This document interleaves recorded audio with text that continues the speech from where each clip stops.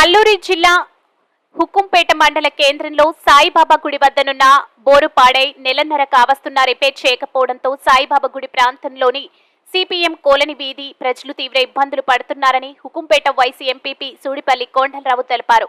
30కి పైగా కుటుంబాలు ఇదే బోరుపై ఆధారపడి ఉన్నాయని, వాళ్లు ప్రస్తుతం తీవ్రంగా నీటి కొరత ఎదుర్కొంటున్నారని, మొన్న జరిగిన మోదకొండమ్మ తల్లి ఉత్సవాల్లో కూడా నీళ్లు లేక అల్లాడిపోయారని అన్నారు. ఇకనైనా రిపేర్ చేయాలని కోరారు. నేను గుడి పూజారిగా చేస్తున్నాను. ఇక్కడ కొళాయి పాడైపోయి నెల అయిపోయింది. డ్రైనేజ్ బాగలేదు, చాలా అవస్థలు పడుతున్నాం. దయచేసి దీని గురించి చర్య తీసుకోవాలని ప్రార్థిస్తున్నాను. నేను వైసీఎంపీ సూడిపల్లి కొండలరావు అండి, ఉక్కుంపేట మండల పరిషత్ ఉక్కుంపేట.